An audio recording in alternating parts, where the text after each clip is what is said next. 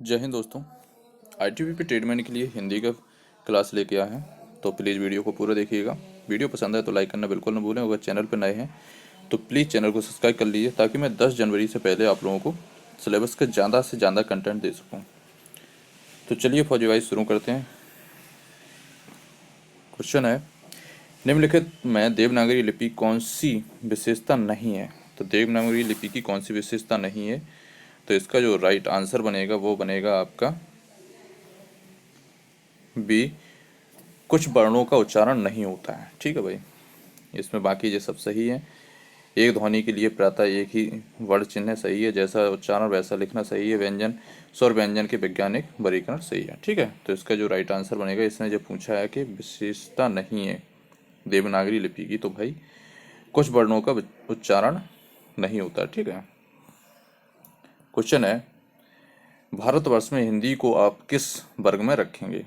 तो भाई जो भारतवर्ष में बात कर रहा है ना, तो राजभाषा के रूप में रखा जाएगा, राष्ट्रभाषा के रूप में नहीं है। ठीक है, ये ध्यान रखिएगा। तो इसको आप राजभाषा के रूप में रखेंगे, तो इसका राइट आंसर ये हो जाएगा। नेक्स्ट क्वेश्चन दिया है, वर्णों के समूह को जिसमें कोई निश्चित अर्थ निकलता हो कहा जाता है। तो इसका क्या कहा जाएगा, उसे शब्द कहा जाता है। जिसका कोई वर्णों का कोई समूह है जिसका कोई निश्चित अर्थ निकल रहा हो तो उसे शब्द कहते हैं। ठीक है। घा का उच्चारण स्थान क्या है, तो आपको पता ही होगा, का खा गा तो कंठ होता है, तो इसका राइट आंसर बी हो जाएगा। 43वां क्वेश्चन है, स्थान के आधार पर बताइए कि मूर्धन्य व्यंजन कौन सा है। तो आप लोगों को पता ही होगा मूर्धन्य व्यंजन कौन से हैं, डा ढा। ठीक है। नेक्स्ट क्वेश्चन दिया है, निम्नलिखित में से कौन सा शब्द शुद्ध नहीं है। शुद्ध नहीं की बात कर रहा है, तो यहाँ पे थोड़ा ये लैंग्वेज लास्ट में जरूर पढ़ा करें आप लोग। तो महात्मा सही नहीं है, महात्मा होता है। ठीक है। क्वेश्चन दिया है 45 में, निम्नलिखित में से शुद्धवर्तनी छांटिए। तो शुद्धवर्तनी क्या हो जाएगी इसका, तो 45 का बांडम सही हो जाएगा। ठीक है। क्वेश्चन दिया है, शब्दांश कितने प्रकार के होते हैं। तो आप लोगों को पता ही हो, शब्दांश 2 प्रकार के होते हैं, स्वर और व्यंजन जिन्हें कहा जाता है। ठीक है। क्वेश्चन दिया है, प्रत्युन्नति शब्द में कौन सा उपसर्ग होगा। तो आप लोगों को समझ में आ गया होगा, प्रति की बात कर रहा है, तो यहाँ पे बी राइट आंसर हो जाएगा आपका। 48 की बात का है, निम्नलिखित में से किस शब्द में प्रत्यय शब्द का प्रयोग हुआ है। तो प्रत्यय आप लोगों को पता ही होगा कि प्रत्यय जो है बाद में जुड़ता है और उपसर्ग जो होता है वो पहले जुड़ता है। तो 48 का राइट आंसर क्या हो जाएगा, धनिक जो है प्रत्यय है। 49 क्वेश्चन है, निम्नलिखित में से कौन सा शब्द तद्भव है। तद्भव की बात कर रहा है, तो 49 का जो आंसर बनेगा वो बनेगा आपका डी बन जाएगा। खजूर जो है तद्भव शब्द है, बाकी ये सब तत्सम शब्द होंगे। 50 क्वेश्चन है, कौन सा शब्द तत्सम है। तत्सम की बात कर रहा है, तो शुश्रूषा आपका तत्सम शब्द है। क्वेश्चन है, नैसर्गिक का पर्यायवाची क्या होगा। तो नैसर्गिक का पर्यायवाची आपका प्राकृतिक हो जाएगा। नेक्स्ट क्वेश्चन दिया है, निम्नलिखित विकल्प में से कौन सा शब्द उदार का विलोम है। तो उदार का बात कर रहा है, तो उदार का विलोम क्या हो जाएगा, अनुदार। नेक्स्ट क्वेश्चन दिया है, जिसका मन व ध्यान दूसरी तरफ हो के लिए एक शब्द होगा। तो इसका राइट आंसर क्या हो जाएगा, अनुमानसक। जैसे कि अभी आईटीपी का क्वेश्चन वो पेपर आ रहा है और मन कहीं और भटक रहा है कि क्या क्या पढ़ा जाए, तो अभी पढ़ाई पे ध्यान दीजिए आप लोग। गतु अनागतित का शब्द सही अर्थ बताइए। तो इसका राइट आंसर क्या होगा, प्राचीन आदर्श के अनुसार चलने वाला।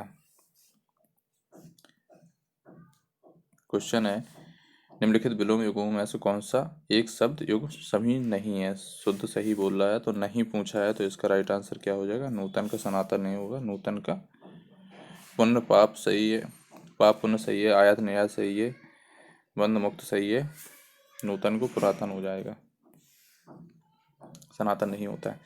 भाववाचक संख्या छांटिए, तो भाववाचक आपको पता चल जाएगा भाववाचक क्या है। तो 56 का राइट आंसर हो जाएगा, करुणा आपकी भाववाचक है।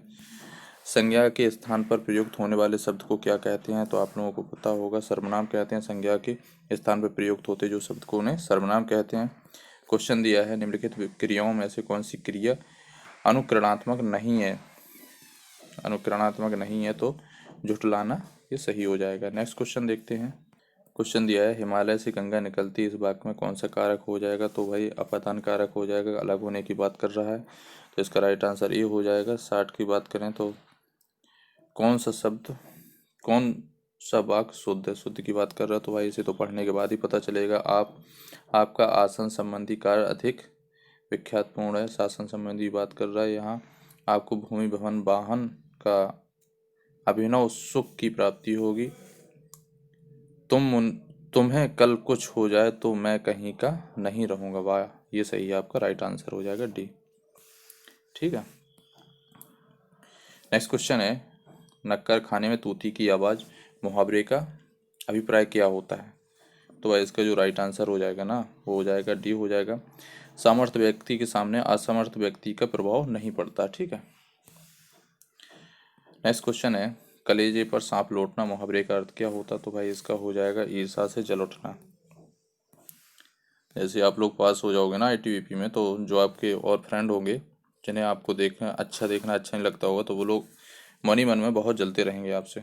और ऐसा होता है भाई, कई लोगों के जो जो लोग बिलोंग करते हैं ना गांव से, तो उन लोगों को पता होगा ये सब चीज़ें।